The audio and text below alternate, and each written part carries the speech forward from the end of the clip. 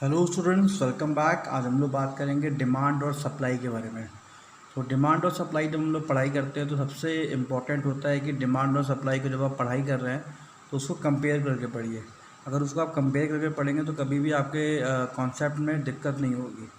तो डिमांड और सप्लाई को स्टार्ट करने से पहले एक कॉन्सेप्ट क्लियर करना चाहेंगे कि जब हम डिमांड के बारे में बात करते हैं तो हम एज अ कंज्यूमर सोचते हैं। मतलब हमारी सोच होती है कि हम कंज्यूमर हैं, तो एक कंज्यूमर डिमांड के बारे में क्या सोचता है ये सोचते हैं। और सप्लाई में क्या होता है, हम एज अ प्रोड्यूसर सोचते हैं, तो प्रोड्यूसर क्या सोचता है वो सोचते हैं। तो एग्जांपल लेते हैं, मान लीजिए हम डिमांड के बारे में सोच रहे हैं, तो डिमांड के बारे में एक कंज्यूमर क्या सोच सकता है। कंज्यूमर का एक नॉर्मल थिंकिंग मैं बताऊँ आपको कि कोई भी कंज्यूमर यही सोचता है कि कोई भी गुड्स वो ख़रीदने जा रहा है तो उसको कम प्राइस पे या फिर सही प्राइस पे मिल जाए। अगर वो उसको सही प्राइस पे मिल जाएगा तो उसको जो भी क्वांटिटी वो ज़्यादा से ज़्यादा खरीद सकता है, जितना वो चाहता है वो खरीद सकता है। ठीक है, तो हर एक कंज्यूमर का ये कॉमन सा एक्सपेक्टेशन होता है कि वो अगर बाज़ार में कोई सामान ख़रीदने जा रहा है तो उसको सही प्राइस पे वो गुड्स मिल जाए। तो यही हम कहते हैं कि डिमांड की जब बात करते हैं तो डिमांड में कंज्यूमर यही सोचता है कि एक प्रॉपर प्राइस पे, एक कम प्राइस पे हमें अगर गुड्स मिले तो हम जितना गुड्स हमको ज़रूरत है उतना हम आराम से ख़रीद लेंगे। लेकिन अगर गुड्स महंगा मिलेगा तो गुड्स हम कम ख़रीदना चाहेंगे। तो ये हो गई डिमांड की बात। सप्लाई में क्या होता है, सप्लाई में बेसिकली यहाँ पे कोई भी गुड्स जो होता है वो जो प्रोड्यूसर होता है उसके पॉइंट ऑफ व्यू से सोचना पड़ता है। यहाँ पे हम कंज्यूमर के पॉइंट ऑफ व्यू से नहीं सोचते हैं। यहाँ पे एग्जांपल क्या सेट है कि हमारे पास दो तरीके के गुड्स हैं। ठीक है, गुड्स ए गुड्स बी, दोनों की कॉस्टिंग हमारी जो आ रही है, मतलब उसको बनाने का जो खर्च आ रहा है वो आ रहा है केवल जैसे मैं एग्जांपल से आपको समझा दूँ कि यहाँ पे मान लीजिए गुड्स ए है और गुड्स बी है। तो इसको गुड्स ए बनाने की जो कॉस्टिंग आ रही है वो 10 रुपीज़ आ रही है और गुड्स बी की कॉस्टिंग भी हमारी 10 रुपीज़ आ रही है। लेकिन हमने देखा कि मार्केट में जो MRP है, ठीक है, इसका जो है वो 20 रुपीज़ है और इसका MRP हो गया 30 रुपीज़। तो कोई भी प्रोड्यूसर होगा वो ज़्यादा से ज़्यादा ये गुड्स प्रोड्यूस करने का सोचेगा। क्यों? क्योंकि उसमें उसको ज़्यादा मार्जिन मिल रहा है, ज़्यादा प्रॉफिट मिल रहा है। तो प्रोड्यूसर जो वर्क करता है वो अपने फर्म के प्रॉफिट के लिए वर्क करता है। ठीक है, तो इसीलिए आप देखो कि जैसे जैसे प्राइस बढ़ता है, जैसे अब मान लीजिए एक महीना बीता, एक महीना बाद इसकी MRP 20 ही रही और इसकी MRP 35 हो गई। मतलब मार्केट में इस प्रोडक्ट की डिमांड बढ़ रही है, इसलिए इसका MRP भी बढ़ रहा है। तो कंज्यूमर क्या करेगा, इसको प्रोड्यूस कम करेगा, ए गुड्स को कम प्रोड्यूस करेगा, वो ज़्यादा से ज़्यादा प्रोड्यूस करेगा बी को। क्यों? क्योंकि उसका प्रॉफिट बढ़ रहा है। तो अगर हम लोग बात करें कंज्यूमर पॉइंट ऑफ व्यू से, तो कंज्यूमर पॉइंट ऑफ व्यू से हमेशा आप देखोगे जैसे जैसे प्राइस बढ़ता है वैसे वैसे कंज्यूमर गुड्स प्रोड्यूस करना शुरू कर देता है। ठीक है, तो आप यहाँ पे भी ये नहीं सोचोगे कि यार प्राइस बढ़ेगा तो डिमांड कम हो जाएगा, ऐसा कुछ नहीं है। जो चीज़ का मार्केट में डिमांड है तो वो कंज्यूमर हमेशा उस गुड्स को ध्यान में रखता है और उसी गुड्स को प्रोड्यूस करना चाहता है। भाई आप भी अगर किसी कंपनी के ओनर होगे तो आप किसको प्रोड्यूस करोगे? आपको भी समझ में आएगा कि यार यहाँ पे भी कॉस्टिंग 10 आ रही है, यहाँ पे भी कॉस्टिंग 10 आ रही है, इतना लागत हमारा आ रहा है, तो क्यों ना हम गुड्स बी को प्रोड्यूस करें। गुड्स बी को प्रोड्यूस करने में उतना मेहनत लग रहा है, एक कोई मेहनत लग रहा है उतना ही, लेकिन बी को प्रोड्यूस करने में हमको प्रॉफिट ज़्यादा मिल रहा है। तो जैसे जैसे आपकी प्राइस बढ़ती है तो आपको प्रॉफिट बड़ा दिखने लगता है और आप ज़्यादा से ज़्यादा गुड्स को प्रोड्यूस करने लगते हो। तो ये हमारा कॉन्सेप्ट हो गया डिमांड और सप्लाई का। ये हमको समझ में आ गया कि डिमांड के बारे में जब हम बात करते हैं तो प्रोड्यूसर पॉइंट ऑफ व्यू से बात करते हैं, और जब सप्लाई के बारे में बात करते हैं तो डिमांड के बारे में जब बात करते हैं तो कंज्यूमर पॉइंट ऑफ व्यू से बात करते हैं, और जब सप्लाई के बारे में बात करते हैं तो हम लोग बात करते हैं जो भी प्रोड्यूसर है उसके पॉइंट ऑफ व्यू को देखते हैं। तो आइए अब हम लोग स्टार्ट करते हैं डिमांड और सप्लाई। ये हमारे बेसिक्स है जो हमको पहले पता होना चाहिए डिमांड सप्लाई स्टार्ट करने से पहले। तो हम लोग दोनों कंपैरेटिवली स्टडी करेंगे ताकि हमें याद करने में आसान हो। तो देखिए डिमांड में क्या लिखा हुआ है, demand for a commodity refers to the quantity of a commodity which a consumer is willing and able to purchase at a various possible price during the particular period of time. इसका मतलब क्या हुआ, demand of a commodity refers to the quantity of a commodity that consumer is willing. मतलब demand word जब आता है तो willing बड़ा इंपॉर्टेंट हो जाता है, और उसके बाद एबल टू परचेज। एबिलिटी मतलब यहाँ पे आपके पास पैसे भी होने चाहिए। जैसे मैंने मार्केट में एक कोई कार देखी, अब BMW देखी, अब BMW हमको पसंद आ गया, फिर मर्सडीज़ पसंद आ गया, तो हमने बोला कि हमको ये मर्सडीज़ खरीदनी है, फिर ये BMW खरीदनी है। तो क्या वो डिमांड है? तो नहीं, वो डिमांड नहीं है, उसको हम डिज़ायर बोलेंगे। ठीक है, क्योंकि अभी मेरा मन हुआ है, विलिंगनेस मेरे अंदर है, लेकिन पैसे मेरे पास नहीं है खरीदने के लिए, तो इसको हम लोग डिमांड नहीं कहेंगे। तो डिमांड तभी आता है जब आपके पास विलिंगनेस भी हो और एबिलिटी भी हो, मतलब परचेजिंग पावर भी हो, आप खरीदने की क्षमता भी रखते हो, तभी डिमांड आता है। तो डिमांड दोनों का कॉम्बिनेशन है, विलिंगनेस का और एबिलिटी ऑफ परचेज का। आपके पास परचेजिंग पावर भी हो प्लस आपके पास विलिंगनेस भी हो, तभी उसको हम डिमांड कहेंगे। तो अब मान लीजिए हम बाज़ार में जा रहे हैं, हमने कोई एक साइकिल देखा, साइकिल हमको पसंद है, हमको ख़रीदना भी है, तो हम वहाँ पे जा रहे हैं और हमारे पास पैसा भी है, ठीक है, और हमारा मन भी है ख़रीदने का, तो इसको हम डिमांड कह सकते हैं। तो दोनों ही चीज़ होना चाहिए, खाली विलिंगनेस से काम नहीं चलेगा और केवल एबिलिटी टू परचेस से काम नहीं चलेगा। दूसरा एग्जांपल लेते हैं। अब हम किसी सुपरमार्केट में गए, हमने देखा वहाँ चॉकलेट रखा था, 10 रुपीज़ उसका MRP था, और तो पैसा तो हमारे पास है ख़रीदने का, लेकिन हमारे पास विलिंगनेस नहीं है, मन नहीं है चॉकलेट खाने का, तो क्या वो डिमांड होगा? नहीं, वो डिमांड नहीं होगा। तो डिमांड में आपका साथ विलिंगनेस भी होना चाहिए और साथ ही साथ आपके पास पैसे भी होने चाहिए। तो इसीलिए जब भी हम डिमांड का कोई भी डेफिनेशन लिखेंगे तो दो चीज़ ज़रूर लिखेंगे कि कंज्यूमर की विलिंगनेस भी होनी चाहिए और उसका मतलब उसके बाद एबिलिटी भी होनी चाहिए उसके परचेस करने की, और कब?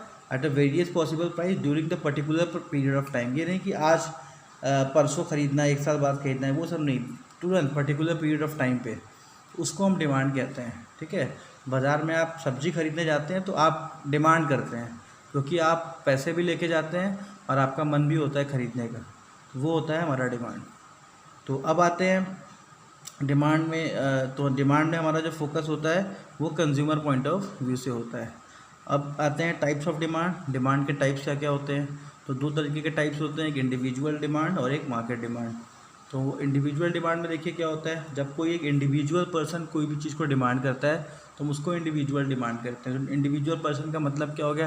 राम, श्याम, मोहन, सोहन, कोई भी एक बंदे का डिमांड है तो उसके डिमांड को हम इंडिविजुअल डिमांड कहते हैं। देखिए, individual demand refers to the quantity of a commodity that an individual consumer is willing to purchase at the various।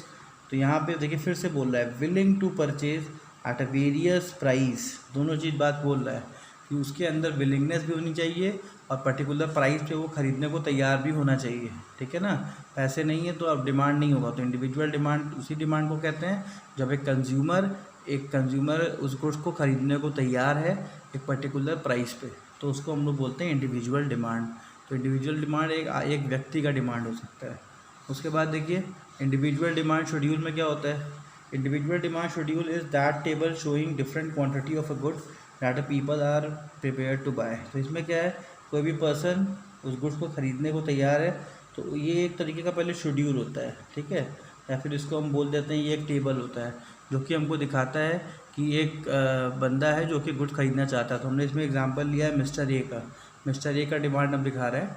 यहाँ पे क्या है कि प्राइस देखिए, प्राइस है 5 रुपीज़, तो मिस्टर ए का डिमांड है 2 पैकेट मिल्क का। प्राइस हुआ 4 रुपीज़, तो मिस्टर ए को लगा कि हमें और ज़्यादा ख़रीदना चाहिए। प्राइस हुआ मिल्क का 3 रुपीज़, तो मिस्टर ए ने और डिमांड किया, और प्राइस हुआ 2 रुपीज़, तो मिस्टर ए ने और डिमांड किया।